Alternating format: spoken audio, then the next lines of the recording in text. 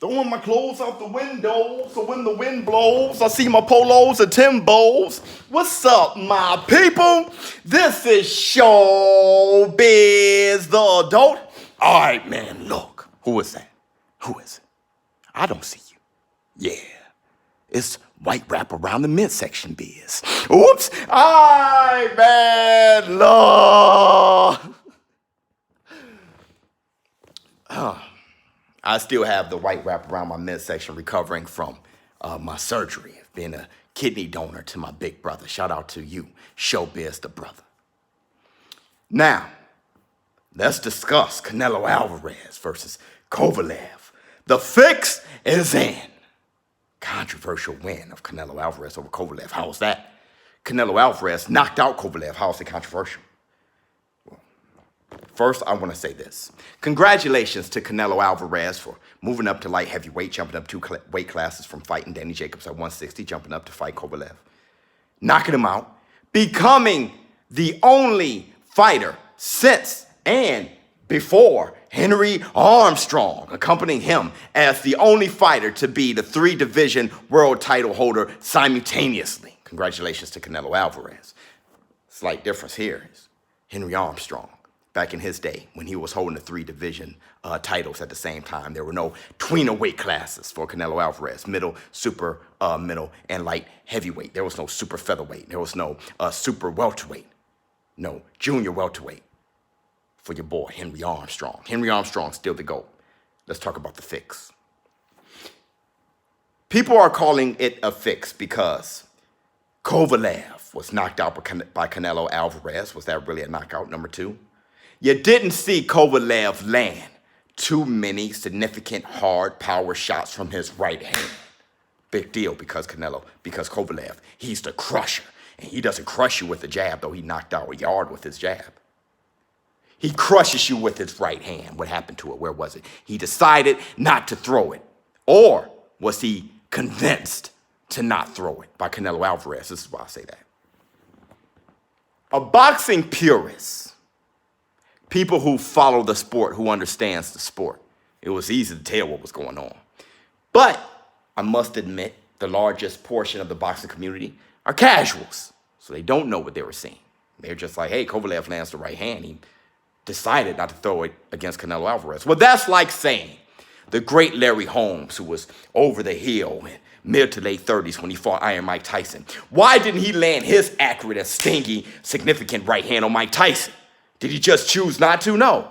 Mike Tyson, he encouraged Larry Holmes to keep that power right hand in his pocket. How? By moving his head, by being defensive, and by countering with a power shot of his own. Larry Holmes, every time he wanted to sit down on the right hand, Mike Tyson, whoop, pow! Same thing with Canelo Alvarez. You can tell that they're working on that in training camp. Every time Kovalev sat down on his right hand, and I'm telling you, he did try to. He missed. Big swing and a miss. Canelo Alvarez, he would counter with a left hook, hitting Kovalev flush. He did it almost every single time. Canelo Alvarez was walking him down, earmuffs on, sitting just like this, letting Kovalev get busy. And Kovalev, he was definitely busy. Why? It behooved him to be busy. Why? Because he was the rangy fighter. See, Canelo Alvarez is only 5'8". Kovalev, he's a taller, rangier fighter. He had to keep him at bay, and he had to double the jab because Canelo Alvarez, if he just shot a single jab, Canelo Alvarez, he was going to counter that too. Kovalev, way more busy than Canelo Alvarez. If you look at the CompuBox numbers, way more busy. Not that much more accurate, though. It was Canelo Alvarez who was more accurate. Why? Because Canelo Alvarez was baiting him. Walking in, closing the gap, him being 5'8", having the earmuffs on, and he was watching Kovalev. Once Kovalev was ready to throw that right hand, whoop, pow! He discouraged Kovalev from throwing that right hand. It wasn't that Kovalev just didn't want to, just that he didn't decide to. That's like saying Sugar Shane Mosley with his great left hook just decided not to land that against Floyd Mayweather. Floyd Mayweather, what are you talking about? One of the greatest, slickest boxers of all time. And he is a very accurate fighter of his own. So when he did counter you, when he did bait you, he hit you with a stinging right hand of his own. People say, hey man, Floyd Mayweather, he wasn't a power puncher. Wow, yeah. But it's those shots, those accurate shots you don't see that discourages you. That's why every fighter didn't do that against Floyd Mayweather. He knew what he was doing. But forget Floyd Mayweather. Let's talk about Errol Spence. Errol Spence versus Mikey Garcia. Meaning people say that Errol Spence decided it was his choice not to knock out Mikey Garcia. That's people who don't know what they're talking about. That's people that don't know what they're looking at. The boxing purists, they're looking at the fight. They can tell.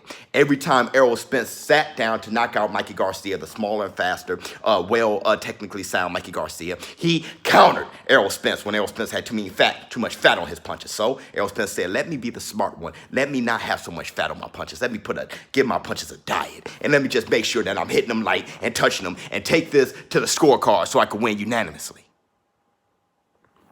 If you know boxing, you know what you were looking at yesterday. And what it was Canelo Alvarez countering effectively with power shots, discouraging that right hand. It doesn't take a genius to see it. All it takes is this video.